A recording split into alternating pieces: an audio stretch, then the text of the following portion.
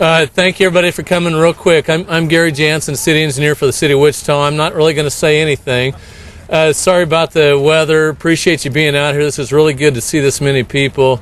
It's been a long time coming to get to this day. I'm just going to start off right away by introducing Mayor Brewer. He's going to say a few words. District 5 Council Member Jeff Longwell will speak. And then our former city engineer, Jim Armour, is going to talk to you in more detail about what went into this project. So with that, I'll introduce Mayor Brewer. Well, first of all, I'd like to say good afternoon and welcome to the east side of town. Joke. No, good afternoon and welcome to the west side of town. And I thank you for coming out this chilly afternoon to help us celebrate this important milestone for West Wichita and the rest of the community. Before I get started, I'd like to take an opportunity to recognize some individuals that have joined us today. One is the Vice Mayor of the City of Wichita, Jeff Blubaugh, and his wife, Megan. We also have members that were very instrumental in making sure that this happened and overseeing it through the entire process. And that's the District 5 District Advisory Board. Those individuals, please raise your hand.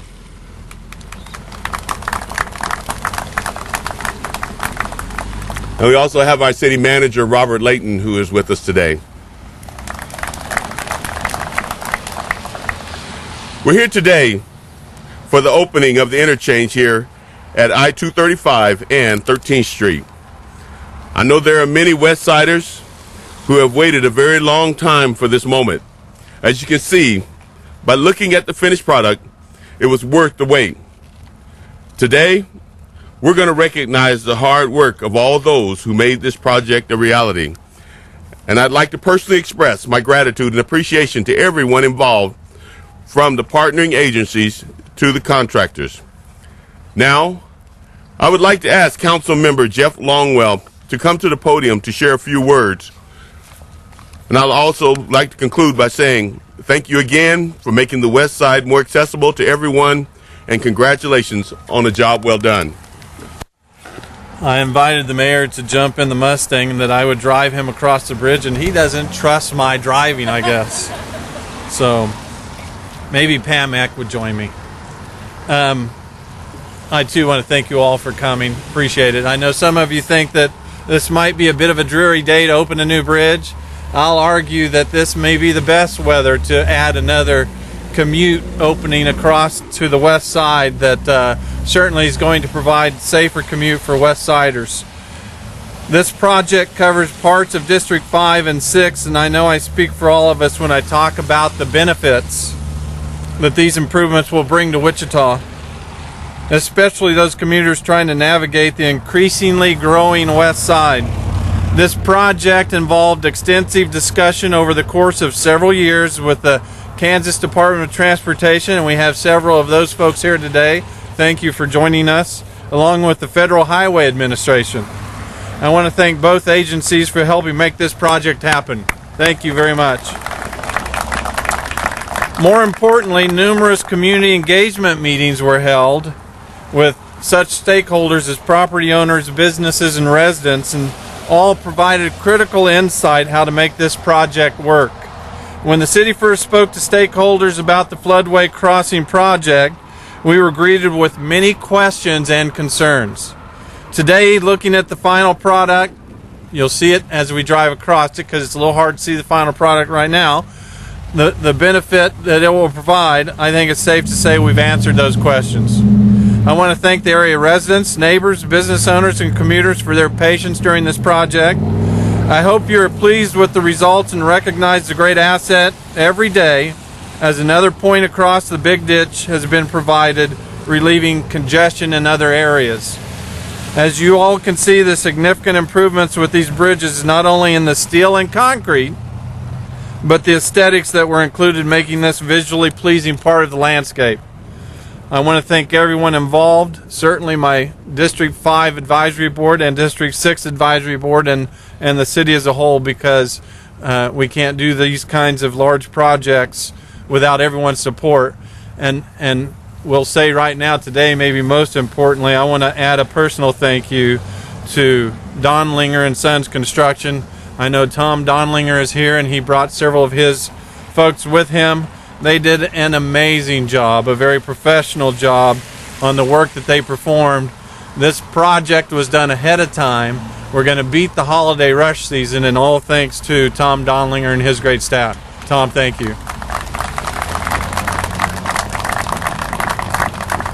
The person that really kind of helped make this happen is going to share some remarks. I'll invite Jim Armour to come up and share a few words, and we're about to take that ceremonial drive across the bridge. Jim? Hi, I'm Jim Armour, and good afternoon. It's an honor and a privilege to be here today to be a part of this ceremony to open the Floodway Bridge across the 13th Street Bridge across the Floodway. There was an article in yesterday's paper, and Rick Plumley mentioned that this study started 20 years ago, and that's true. The actual study was the Northwest Wichita Traffic Congestion Study. But there was also two more studies after that, one of them in 1994 and another one in 97 and again in 2001, 13 years ago. One of the things, there were two things those three studies had in common.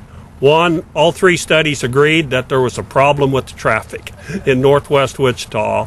The second thing was that you would never get approval to build ramps off of I-235 to 13th Street. And as a result of that, in 2002, they took the recommendation to build a bridge and a crossing at 25th and 29th Street.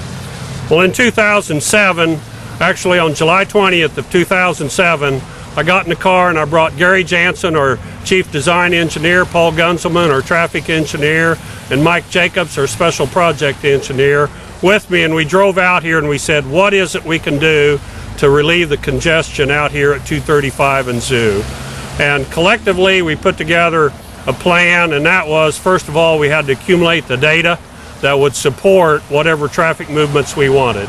So in December of that year, we put out 40 traffic counters and tried to get information, and we found that our 30-year-old traffic counters at the city of Wichita didn't add up, when we put together the numbers. So our good partners at KDOT loaned us some of theirs, and again we went back out. We took film. I even borrowed my son's movie camera, and we filmed all three intersections over there off of Zoo Boulevard at 235 and at 13th Street.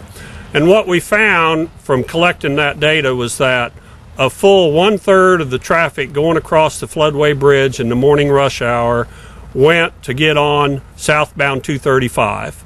And in the evening rush hour, the exact same number, almost identical to within one or two cars, took that northbound exit and turned left on Zoo Boulevard and went across the Floodway Bridge. So the conclusion was relatively easy to make. If we can separate out that 1/3 of the vehicles and provide an access across the Floodway crossing, then we could eliminate a lot of the congestion on Zoo Boulevard. We knew that from the previous studies, the stumbling block there was getting approval from the Federal Highway Administration to build access ramps on 235. We engaged the services of HNTB to help us do a rendering and what we thought was a concept that would work. And I have a copy of that rendering that we did 6 years ago, and here's what it looks like today. We got from here to here, but it took 6 years and a lot of work and a lot of effort to get there. In October of 2008, we presented this concept, that was 6 years ago, to officials at the Kansas Department of Transportation and the Federal Highway Administration. And we knew we had to engage and get their cooperation to secure approval out of Washington, D.C. for the ramps to and from 235. So we proceeded with that, and then finally, in January of 2011, the break-in access was approved by Ray LaHood of the Federal Highway Administration, and work commenced.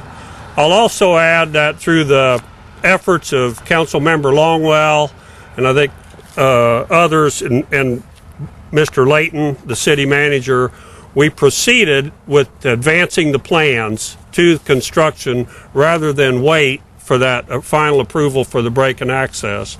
If the council had not taken that action, I can tell you that this thing would still be under construction and we'd probably be 9 months away from completion had they not took that action. So once design then was near completion, the city turned administration of the project over to the Kansas Department of Transportation for the bid process and also the administration of the engineering during construction. I want to thank the following people who are all a part of this process to get this approved. And first of all, from the city, Gary Jansen, who's now the city engineer, Mike Jacobs, who was the special project engineer at the time, and Paul Gunzelman, who was our traffic engineer, all worked real closely together to get that done. Sean Melius and Steve Dagenhart kind of took it over after project was nearing completion. John Philbrick and Jerry Ford of our right-of-way and management department got the right-of-way. And from H&TB, first and foremost, Barb Wells, who led the break and access study, and Dale McGregor, who's not here today with H&TB, but Kyle Shoemaker, Joe Blasey, and Derek Vapp, and Brenda Foree, who's the bridge engineer on the project and did a lot of detail work that helped get this through. H&TB also partnered up with professional engineering consultants, and Richard Schlitz, not here today, but he's one of the top bridge engineers in the city, did a lot of work on this project, as well as Dave Hubbard, Joe Surmeyer, Phil Frazier, and Ryan McAfee. From the Federal Highway Administration, I want to thank John Knowles, Rusty Simmerall, and especially Mike Bowen, without whose help we would have never got this approved. The Army Corps of Engineers was also approval process to put the piers out in the floodway. From KDOT, Benny Taverdi, Jim Brewer, and Dave Schwartz out of the Topeka office, and Tom Hine. Especially want to thank Deb Miller and Jerry Younger, without whose process we would have not got this through. I know from Donlinger, Tom and Nick Donlinger are here, and their crews did a great job. Matt Inlow, and especially Mark Lorenz, who I know is the superintendent on this. And I come out and watched him on Sundays when they were swinging the beams over 235 and had an especially windy day, but he got it done, and that's just a testament. I've worked with Mark on many other projects. I also want to thank the mayor and the city council members, without whose support this project would have never happened. Former and current city council members. Former council member Sharon Ferry and the late Bob Martz both championed the project over the floodway. Manager Bob Layton, who when he first got here, we kind of cornered him and said, hey, we got a plan here, will you support it? And Bob certainly did. I want to especially thank council members Longwell, who never failed to pay attention to this project since he took office and had pushed on it. As a retired city engineer, I can say that seeing this project completed after its inception over 7 years ago, and knowing that it'll benefit thousands of motorists, is one of the most rewarding accomplishments for everyone involved. But it only happened due to the combined engineering efforts and cooperation of many people in many different agencies. I think this project's a testament to what can happen when agencies find a common cause to work together on and get something completed. Again, thanks. I'm glad everyone's here, and this is a testament to everyone involved in this project. If I omitted anyone's name, I apologize, but there's been several involved in this. Thanks again.